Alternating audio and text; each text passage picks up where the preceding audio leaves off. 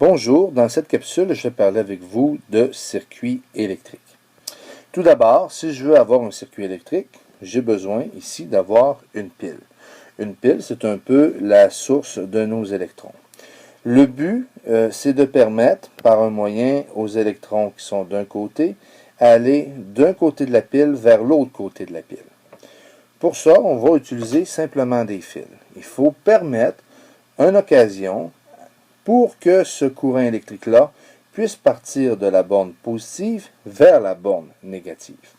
On a donc besoin de récepteurs afin de transformer l'énergie des électrons en une autre sorte d'énergie. Dans le cas de l'ampoule, on transformerait l'énergie des électrons en énergie lumineuse et aussi en chaleur. Donc présentement, si je plaçais l'ampoule devant la pile, il ne se passerait absolument rien. Pourquoi? Parce que les électrons ne peuvent pas passer d'une borne à l'autre. On est bloqué ici. J'ai donc besoin de fils. Je prendrai tout simplement ici des fils. Je brancherai la pile à l'ampoule et l'ampoule à la pile. Alors à ce moment, le courant électrique pourrait vraiment partir d'une borne, passer à travers l'ampoule, ici en perdant de l'énergie, il y aurait de la lumière d'émise, et les électrons continueraient leur chemin pour aller dans l'autre borne de la pile électrique. Alors à ce moment-là, l'ampoule serait toujours allumée. Schématiquement, si je voulais redessiner la même chose, schématiquement, on ne va pas toujours venir dessiner, prendre la photo d'une pile ou prendre la photo d'une ampoule. Schématiquement, la pile se représente par une grande barre, une petite barre. La grande barre étant toujours la borne positive et la petite barre la borne négative. Les fils, on les fait. Ici, c'est le symbole de l'ampoule. Et on reviendrait ici dans la pile. Donc voilà, j'aurais exactement la même chose, mais écrit d'une façon plus schématique. Donc, le courant électrique pourrait partir d'une borne, circuler et revenir dans l'autre borne. Dans les deux cas qui sont exprimés ici devant vous, nous avons des circuits électriques fermés. Pourquoi? Parce que c'est un circuit fermé, le courant électrique peut passer d'une borne électrique à l'autre borne électrique. Dans l'exemple de la page précédente, l'ampoule était toujours allumée. Maintenant, j'ai redessiné le même schéma, mais avec le même appareil dans deux positions différentes. L'appareil, il est ici et il est ici. Ce qui a été ajouté, c'est un interrupteur. L'interrupteur permet d'ouvrir ou de fermer le circuit. Ici, le circuit, il est ouvert. Pourquoi? Parce que le courant électrique, s'il voulait partir d'une borne à l'autre, est bloqué. Il y a un vide. Les électrons ne peuvent pas circuler. Donc, on considérerait ce circuit comme un circuit ouvert. L'autre exemple, le courant électrique peut partir d'une borne, peut passer dans l'ampoule et vient ici dans l'autre borne de la pile. Ce circuit serait un circuit fermé.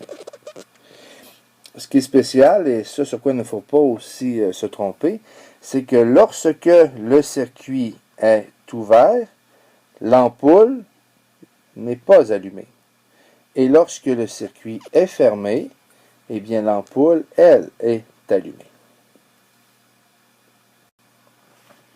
Si on voulait dessiner un autre circuit électrique, ok, mais cette fois-ci, au lieu d'avoir l'ampoule, on voulait avoir tout simplement un résistor. Un résistor, c'est une autre sorte de récepteur, mais le résistor ne fait que de la chaleur. Donc, si je voulais dessiner un circuit électrique simple, ici ma source, et le résistor se ferait comme ça ici. À ce moment-là, il y aurait un courant électrique qui, par convention, va toujours partir de la borne positive vers la borne négative. Donc, c'est le sens du courant électrique. Toujours, c'est le sens conventionnel, c'est toujours de la borne positive vers la borne négative.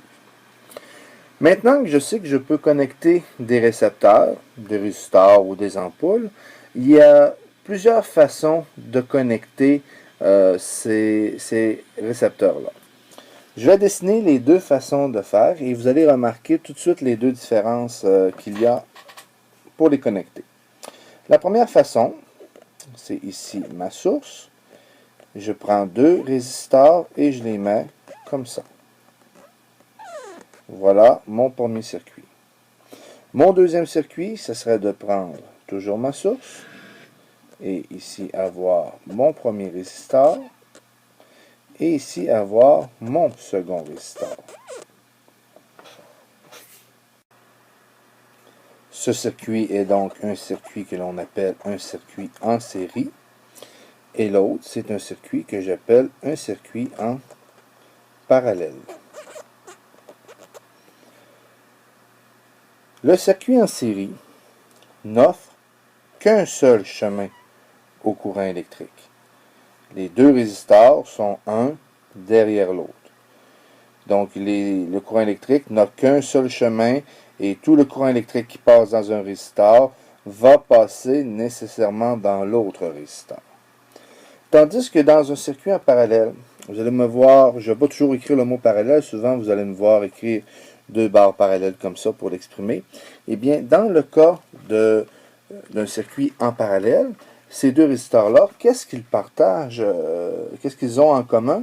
Eh bien, ils partagent la même borne. Ici, il y a un point que les deux vont partager ensemble. Donc, ce point-là, il est aussi à ce résistor-là et aussi à celui-là. Et l'autre borne est également partagée par les deux. L'autre particularité, c'est que le courant électrique, lui, va partir de la source, va arriver à cet endroit-là et va se séparer en deux. Donc, ce ne sera pas le même courant électrique qui va circuler dans les deux résistors. Donc, c'est la particularité du circuit en parallèle. Le courant électrique va toujours prendre le chemin le plus facile.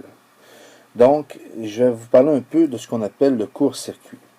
Si je vais dessiner un circuit électrique simple, ici une source, ici deux résistors, et on remarque tout de suite que c'est un circuit en série parce qu'il n'y a qu'un seul chemin. Donc, tout le courant électrique qui passe dans le premier résistor va passer également dans le second résistor. Eh bien, si j'avais ça ici comme ça, eh bien, naturellement, dans cette ligne-là, il n'y a aucun récepteur. Donc, qu'est-ce qui ferait, c'est ce qu'on appelle un court-circuit. Le courant électrique partirait ici de la borne. Le courant électrique passerait effectivement dans ce résistor. Rendu à ce point-là, il y aurait deux chemins possibles. Un chemin qui passe par un résistor, donc c'est un chemin difficile, il faut perdre de l'énergie, etc., etc. Mais ici, j'ai une voie royale qui me conduirait immédiatement à la seconde borne de la batterie. Donc, c'est ce que j'appelle le court-circuit. Eh bien, le courant électrique rendu à ce moment-là choisirait le chemin le plus facile. Il passerait au complet ici et retournerait dans la batterie, de sorte que c'est comme si ce branchement-là n'existait pas. Donc, c'était même pas un circuit en série, c'était un circuit simple. Donc, il faut faire attention, lorsqu'on voit un schéma électrique, au court-circuit. Le courant va passer d'une manière complète et totale dans le court-circuit.